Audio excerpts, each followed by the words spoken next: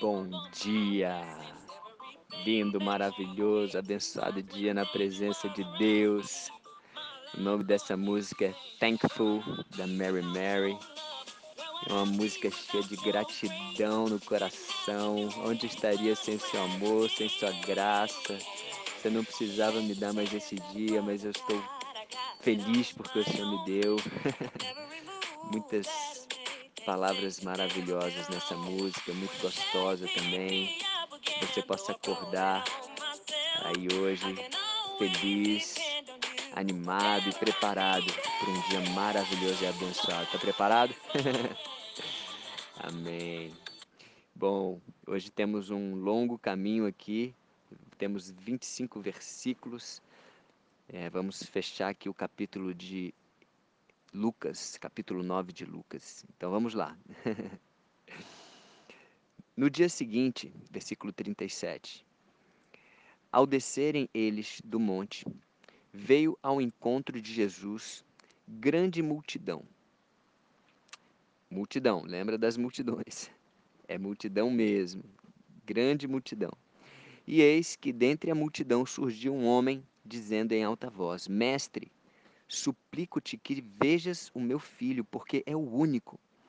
E eu tenho percebido aqui na Bíblia que muitas pessoas tinham apenas um filho, né? A gente já falou do filho único daquela viúva que ele estava sendo enterrado e que Jesus foi lá, ressuscitou. Estava lendo agora no Antigo Testamento também, o Jefté que fez um voto insensato, só tinha uma filha, quando chegou em casa teve que sacrificar a própria filha por um voto insensato, totalmente fora dos parâmetros de Deus, né? No livro de Juízes, o centurião que tinha apenas uma filha de 12 anos. Então, muitas pessoas tinham um filho só. E olha só, Jesus mandou o seu único filho, filho unigênito, para todo aquele que nele crê não pereça, mas tenha vida eterna. Aquele que estava com ele. E aí, por meio de Jesus, nós também agora nos tornamos filhos de Deus. Antes éramos apenas criaturas feitas à imagem e semelhança, mas quando nós aceitamos Jesus, agora ele não é mais o único filho, ele é o primogênito. Antes dele vir, era o único. Hoje ele é o primogênito. É importante termos também esse discernimento, né? E como um filho único, ele é amado, ele é querido pelos seus pais, né, pela sua mãe, pelo seu pai. Olha só, porque é meu filho único. Imagina o carinho que aquele pai tinha por aquele filho. Versículo 39. Um espírito se apodera dele e de repente o menino grita. E o espírito o atira por terra, convulsiona-o até espumar. Olha que cena horrível. E dificilmente o deixa depois de o ter quebrantado. Roguei aos teus discípulos que o expelissem, mas eles não puderam. Vamos ver o que Jesus fala sobre isso, né? Respondeu Jesus: Ó geração incrédula e perversa, até quando estarei convosco e vos sofrerei? Trazei o teu filho. Então, Jesus fala aqui, ó geração incrédula, vamos pegar essa palavra aqui. Jesus tinha comissionado aqueles discípulos para irem expelir demônios, curar todas as pessoas, lembra? Ainda nesse capítulo, no começo desse capítulo 9, eles tinham o poder. Então, por que eles não conseguiram curar? Segundo Jesus, porque não creram de verdade. Porque todo aquele que crê de verdade que Jesus tem o poder e que Ele está nos dando esse poder, como deu para os discípulos, todo o poder e autoridade para expelir demônios, para curar enfermos, eles teriam conseguido, mas ainda havia uma certa incredulidade dentro deles, uma certa dúvida dentro deles, sem a qual eles teriam com certeza expelido o demônio daquele menino. Até porque o pai pediu para eles, né? E Jesus fala: traze o teu filho, sempre com compaixão, com muito amor. 42. Quando ia se aproximando, o demônio o atirou no chão e o convulsionou. Mas Jesus repreendeu o espírito imundo, curou o menino e o entregou ao pai. Simples assim, toda autoridade, todo poder, sem fazer show, simplesmente repreendeu, curou, entregou ao seu pai, e todos ficaram maravilhados ante a majestade de Deus. A majestade de Deus que estava sendo manifesta na vida de Jesus, sempre glorificando a Deus, ao Pai. Jesus tinha esse foco. Como se todos se maravilhassem de tudo quanto Jesus fazia, disse a seus discípulos: olha só, fixai nos vossos ouvidos as seguintes palavras. Mais uma vez ele fala da questão de como ouvir. Ouça, é importante você ouvir, dar ouvidos, acreditar, crer, que entre no seu ouvido, na sua mente, no seu coração as seguintes palavras: o Filho do Homem está para ser entregue nas mãos dos homens. E era importante eles saberem disso, porque mais à frente eles precisariam dessa certeza, dessa convicção. Jesus já tinha falado, ia acontecer. Em breve isso estaria para acontecer. Então Jesus já estava avisando, mas por mais que Jesus avisasse, eles não conseguiam entender como esse que acalma tempestades, cura enfermos, ressuscita mortos, liberta endemoniados, como que ele vai morrer assim tão rápido assim? Como assim? Então, versículo 45, eles, porém, não entendiam isto, e foi-lhes encoberto para que não compreendessem e temiam interrogá-lo a esse respeito. Eles não queriam nem tocar no assunto, de tanto que isso era trazia medo para eles, né? O Todo-Poderoso morrer assim do nada. Versículo 46. Eles não entendiam, não sabiam exatamente a missão de Jesus, ou não queriam acreditar.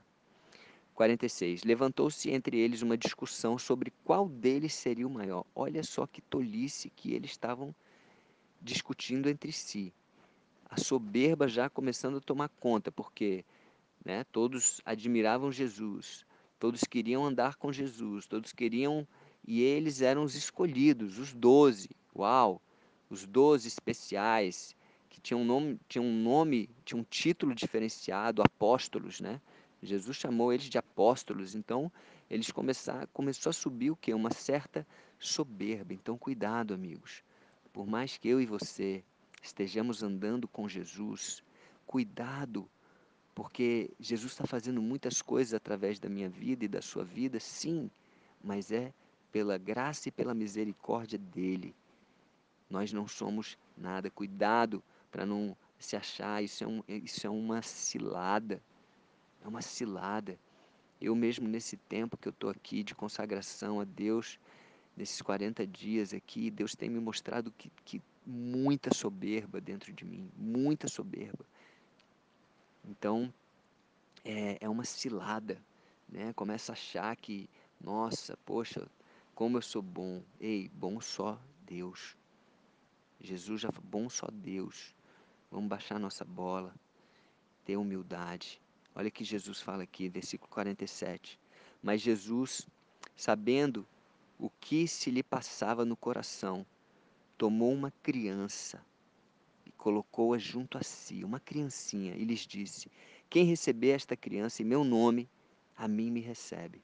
E quem receber a mim, recebe aquele que me enviou, porque aquele que entre vós for o menor de todos, este sim é grande, esse é grande. Então Jesus ele veio para confundir mesmo para mudar essa mentalidade antiga, esse odre velho, para renovar todas as coisas na nossa vida. Para de querer ser o maior, para de querer aparecer.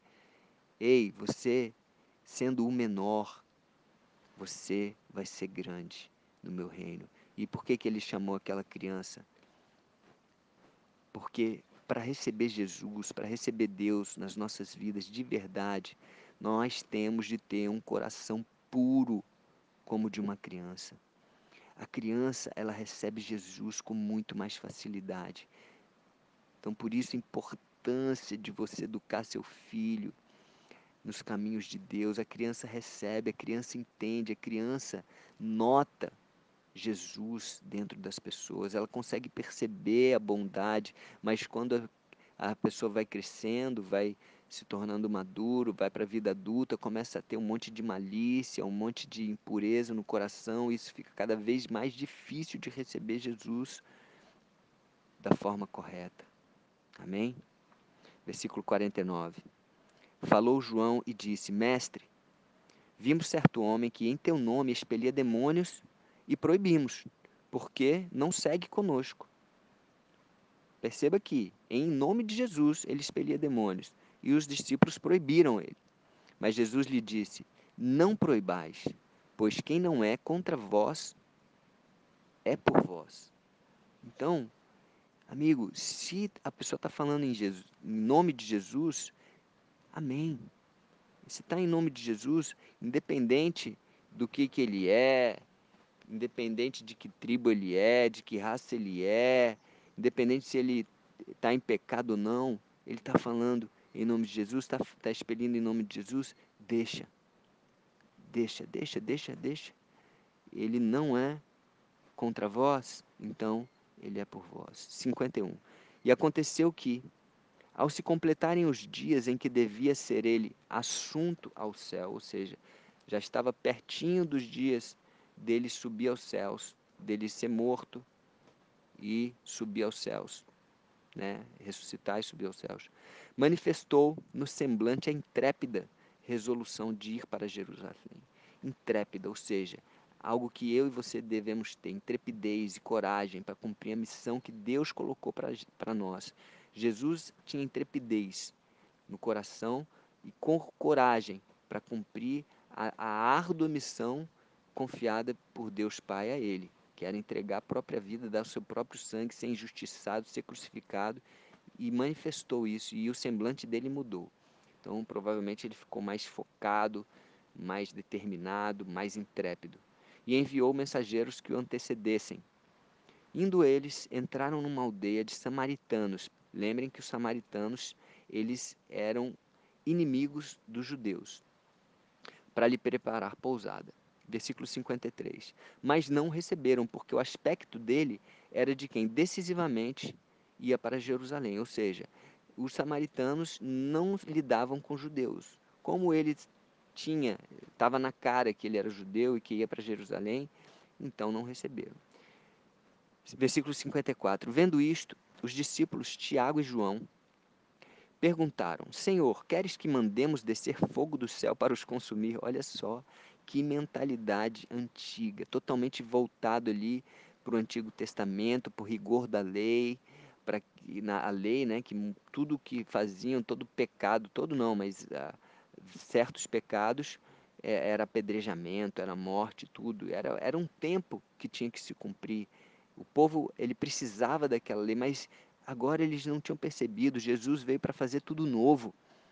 Não era mais dessa forma. E Jesus, porém, voltando-se, os repreendeu e disse: Vós não sabeis de que espírito sois, pois o Filho do Homem não veio para destruir as almas dos homens, mas para salvá-las. E seguiram para outra aldeia. Então, Jesus falou aqui: eu não vim para julgar, eu não vim para condenar, eu vim para salvar. Eu não vim para ser honrado aqui nessa terra, eu vim para servir, eu vim para ser modelo para vocês. E eles ainda estavam no odre velho, né? na mentalidade velha, vivendo lá no vinho velho, e por isso muitas vezes não criam completamente para fazer as grandes obras que Jesus falou para eles, certo? Inclusive, sobre o que eles deixaram de fazer ali, lá em João 14:12 diz, Jesus fala que vós fareis obras maiores que eu. E eles não conseguiram nem expulsar aquele demônio que Jesus expulsou com tanta facilidade. E é até meio louco pensar isso, né? Mas vamos entrar depois no livro de João e nos aprofundar um pouquinho sobre essa questão. Versículo 57, para fechar aqui. Indo eles caminho fora, alguém lhe disse: Seguir-te-ei para onde quer que fores. Ok, Jesus achou isso bom. Mas Jesus lhe respondeu, Jesus conhecia o coração das pessoas. As raposas têm seus covis e as aves do céu ninhos, mas o Filho do Homem não tem onde reclinar a cabeça. Então, se você quer me seguir, saiba de que eu não tenho onde reclinar a minha cabeça. Saiba que existe aí um preço a ser pago para estar comigo, para seguir. Ou seja, o preço é confiar em mim 100%. Você está disposto a confiar em mim 100%? Então vem. Versículo 59. A outro disse Jesus: segue-me. Ele, porém, respondeu: permite-me ir primeiro sepultar meu pai. Mas Jesus insistiu: deixa aos mortos o sepultar os seus próprios mortos. Tu, porém, vai e prega o reino de Deus. Eu tenho uma missão para você. Você quer me seguir? Vem. Mas Jesus aqui não está deixando de ser compassivo com ele, não está deixando de ser amoroso, porque ele pediu para sepultar o pai e ele não deixou. É porque Jesus via o coração, Jesus olhava o coração das pessoas. Com certeza ele percebeu ali que quando Jesus falou, deu direcionamento para seguir, aquilo era apenas uma justificativa, era uma desculpa para ele não ir. O coração dele não estava em seguir Jesus. Não, deixa eu ir ali e tal. Aquela desculpa que depois a pessoa nem aparece mais. E Jesus foi duro com ele, foi firme. Duro não, foi firme, né?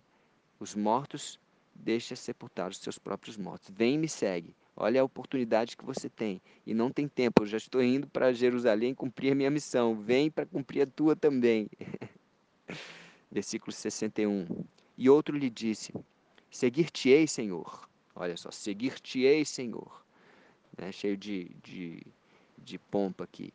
Mas deixa-me primeiro despedir-me dos de casa. Mas Jesus lhe replicou: ninguém, olha que frase forte, ninguém que tendo posto a mão no arado olha para trás é apto para o reino de Deus. Então vamos nos apropriar dessa frase para nós. Ninguém que tendo posto a mão no arado significa o quê? Ninguém que começou a seguir Jesus, com certeza aquela pessoa já estava seguindo Jesus, falou que ia seguir, que ia continuar. Ninguém que começou a seguir Jesus, que começou a ser comissionado, começou na missão, olha para trás, é apto. E esse é uma das tentações de quem segue Jesus. Por quê? Jesus tem coisas maravilhosas para a nossa vida, tem uma vida abundante, porém, é uma vida, muitas vezes, onde você tem de ter fé. Porque se você não tiver fé, você não sabe muito bem o que vai acontecer. Mas não interessa. A única coisa que você tem que saber é que Jesus está com você. Exemplo da esposa de Ló, lá no Antigo Testamento, quando ela saía de Sodoma e Gomorra. Sodoma e Gomorra era uma cidade de prazeres, e ela estava vivendo naquele meio de prazeres e tal.